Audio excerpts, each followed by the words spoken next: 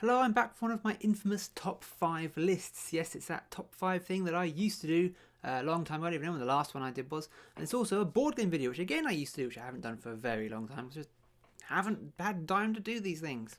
This is the top 5 games that I probably wouldn't play again. It's not necessarily the top 5 worst games I've ever played or the top 5 games I hate. I tend to hate trivia games and I would avoid them like the plague just because they just don't interest me. These are games I've played relatively recently that I wouldn't be that disappointed if I didn't play them again, or I just basically don't want to play them again. So yeah, they are essentially bad games, I suppose is what I'm saying. I don't know, I'll explain as I go on. Number 5, Moonbound. Moonbound I probably wouldn't play again. It's a very long game, quite random, and it has a really terrible endgame is what we found. In Moonbound, you're an adventurer exploring a Middle-earth type fantasy realm. You're a warrior or a ranger or a wizard or something, and you're exploring the land by rolling these really cool dice that depict terrain. So you roll the dice, they've each got each side has different terrain on it, and then you spend the terrain to move across that terrain, which is a really cool movement system. I really like it. And then you are trying to get to these little tokens, and that you then draw a card to have an encounter. It's been a little while since I played. I believe the encounters are largely enemies. There might be a few event things, but it's enemies. And you're trying to hunt down the big boss, or there's a few different scenario variants. What we found, and it's possible that we've been playing with too many people, but what we found is that the game goes on for a very long time, and you can really fall behind. It can reach a point where if you're playing with, say, 4 people, like as we've played with, I think maybe 5 people at some point, played that number of people. Some people it can be played with according to the instructions, but it can reach a point where 1 or 2 people are clearly going to win, but the game's potentially going to go on for another 30 minutes to an hour, even though those are the only 2 people who could possibly win the game. We had a game where it was just me and one other person that were the only ones with nobody else even stood a chance of winning the game. They really didn't, but they were still playing and plodding along, and then I got absolutely destroyed by the end boss, or one of the bosses, and then it came down just to the other guy, and we were just waiting basically for him to get to the boss and fight him. That's all we could do. None of us could do anything else. We were completely useless. It would never been able to get, taking us hours to get back to full strength and tackle the boss ourselves. And basically, he got to the boss, and either he was going to win the game or he was going to lose that fight. And I openly said, if he loses that fight, I'm not playing anymore. We're done. Okay, and that's just what it was. That's the last time we played it. I played it a few times. That was the last time, and I was just like, I'm not playing this game any longer if he doesn't win it. And that was a point in a game where I didn't care that I wasn't going to win. I didn't care about playing. I didn't care anything. I just kind of realised this is not a good game ultimately. As I say, I like a lot of the mechanics. I like the way it works, but it's too long, and it just doesn't work on that level. I think maybe with 3 players it might be better, 2 or 3, but yeah, it just, with more than that, it just seems kind of pointless. Number 4, Firefly. I'd play Firefly again in the right circumstances, but I don't ever think that's going to come up. I've played Firefly once, to be fair, so I'm not, I know I'm condemning the game after only 1 play, but it wasn't that much fun. It dragged on. Again, it was dragged on really long, which is, again, going to stop me from playing it again. If I didn't love the game, and it's a really long game, why am I going to waste my time playing it again? It was very repetitive, very luck-based. The theme worked well enough. The mechanics, like Moonbound, work quite well. But there's just really nothing going on there, and there's a lot of sort of clutchy mechanisms that I just didn't seem like there was much point to a lot of what I was doing. I was moving around basically collecting things, and it's a pick-up and delivery game, essentially, with sort of this piratey type theme. And pirates in space, essentially, is how I would describe it. But yeah, no, you gather crew, and you pick up equipment and things and supplies, and move them from one place to another. You have little missions that you have to perform, but the missions will basically involve going somewhere, or going from somewhere to somewhere else, and so forth. But yeah, no, it just kind of was draggy and repetitive, which I think is a bad sign for a long game. I can talk about that in my number 3 a lot. I mean, when a game's really long and it just chugs along in a boring kind of pace, and it's just kind of, I don't know if I want to play that again. As I say, I probably would play it again if people were out and people were like, hey, let's play Firefly. I'm like, okay, I'll give it another try. But I'm not going to worry about it if I never see that game hit my table again. Number 3, and if we want to talk long and boring, Battlestar Galactica. Battlestar Galactica, I am not familiar with the TV show. I tried watching the TV show, but I didn't really get into it. I got in a few seasons in and just wasn't that interested, and just kind of forgot about it. But the game, when my friends got the game, and we couldn't stop playing it. It was really cool. We loved it. Basically, what you're doing is you have a character aboard Galactica, and you're moving about, performing actions in different locations, and you have a handful of cards that can also do actions, and you're drawing a crisis card every turn that you don't have to deal with, which will often put Cylons on the board, and it will have your food shortage, or you have various events happening that you then have to, as a group, it's cooperative, try and solve. And basically you're trying to survive the length of the game, so you're trying to let the game sort of, so the game kind of has a round timer, but not really. You're slowly sort of building up power so that you can star jump or whatever it's called, and you basically jump through. You have this travelling deck which you draw, and you travel a certain distance, and you have to travel a total of 8. I think it is. I haven't played it for a little while, but yeah, you have to travel that total amount in cards in order to reach Earth, I think. Again, I don't really know the show, and I can't remember the game that well, so I don't really remember exactly what's going on. But yeah, you're trying to travel a certain amount, and you can only do that over the course of time. So you have to survive a certain amount of disasters and Cylon attacks and things in order to basically progress the game. But the game has a traitor element, so one or more of your group, the people you're playing with, may be Cylons, and might get turned into Cylons later in the game as well. So there were people trying to work against to foil the humans from getting back to Earth or Cobble or whatever the hell it was. As I say, when we first got this game, and my friend got a couple of expansions, I think, and we played it a lot. We played it a ton. We loved it. It has now reached the point where I actually think this is a shit game. I actually think Battlestar Galactica is a pretty bad game. It's badly designed. It's long and it's boring. I don't know what the hell happened.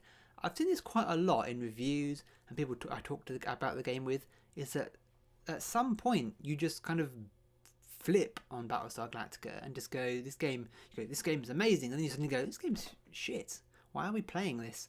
And I don't know why that is, where that sudden flip becomes, because the game is a long game and it is very repetitive. All you're doing is the same stuff over and over again. It's quite luck based, I guess, because you're drawing the crisis deck. You don't know how that's going to come out. If you can keep getting hit by Cylons, then you're screwed. Or I played a game where I was the only Cylon, and it just drew out, the humans had a really easy time. They were able to hurt the Cylons as much as possible, and they didn't actually make it home because we played for about 3-4 hours, and they'd barely gotten halfway travelling. They just gone just over halfway, and they had everything, all their supplies and stuff were still fine. I won't go into the mechanics of the game, but they were doing so well that it didn't seem any point to continue playing. So basically, we stopped. Like, the Cylons are obviously not going to win. It's going to take us another 2 hours to win to end the game. So we just stopped playing, and everyone else seemed to enjoy that, and I just didn't see the point. It was just a stupid game. And yeah, no, Battlestar, I really do think Battlestar's a genuinely bad game at this point. I've completely flipped on it. Also, with Dead of Winter now out, Dead of Winter is such a better implementation of the same kind of idea, sort of cooperative, but everyone's got their own agendas and traitors, and you're trying to solve a sort of group problem and the crisis. Dead of Winter, I thoroughly recommend. It's a really good game.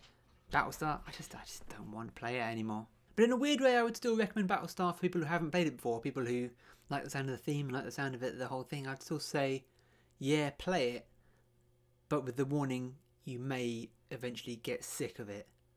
Because I know I did, and pretty much all my friends did, and a lot of reviewers have, and it's just kind of that. It's a very weird game in that way. Number 2, 3 Cheers for Master. This is another game. This is generally a theme with this list. It's a game that mechanically I like. In 3 Cheers for Master, you have a hand of cards, and you are trying to build a sort of tower of minions.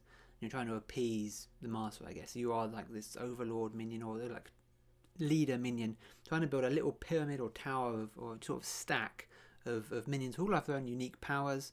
They all sort of have attack priority, so they will attack each other. And yeah, they're just kind of trying to layer cards on the table in this formation in some way, because the higher the cards are, the more points they score, or the more points cards below score. There's a scoring system anyway.